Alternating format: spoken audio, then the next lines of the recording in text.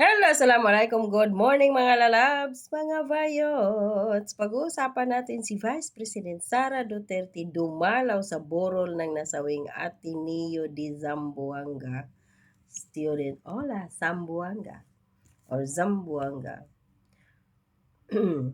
Dumalaw si Vice President Sara Duterte sa burol ng grade 10 student na si Patrick Dailanwi. Nanalo pa naman ata ito sa international competition na nasawi sa pamamaril dahil sa Ateneo de Zamboanga University.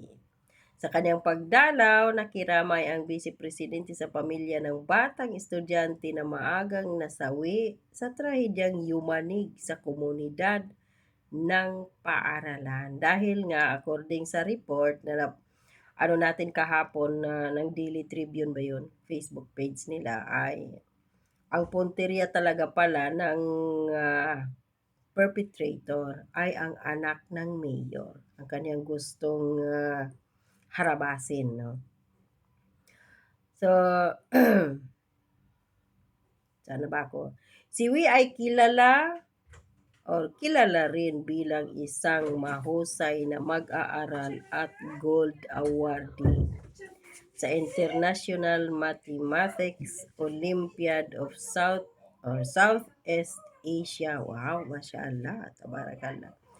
At ang ang perpetrator din na si Nael Jalani ay isa ding top 1 sa kanilang school.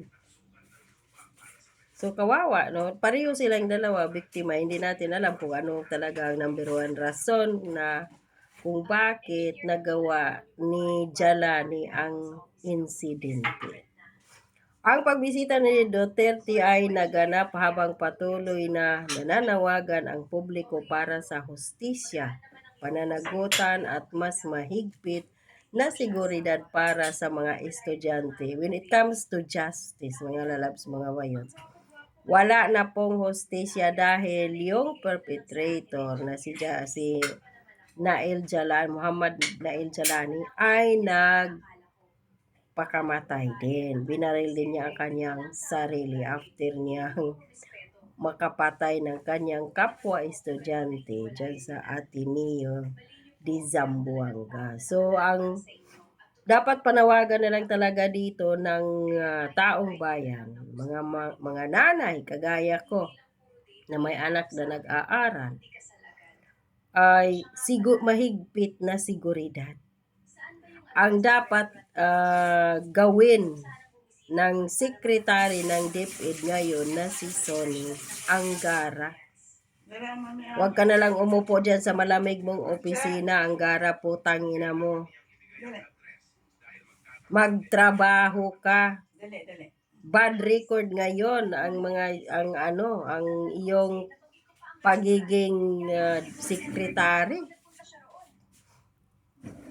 Sa gitna ng matinding pagdadalamhati ng pamilya, naging mahalaga ang pakikiramay at suporta mula sa mga opisyal at iba pang miyembro ng komunidad. Yes, pero walang ganyan si Bongbong Marcos. Sinisipa nga sa mga Duterte ngayon ang mga nangyayari dito eh.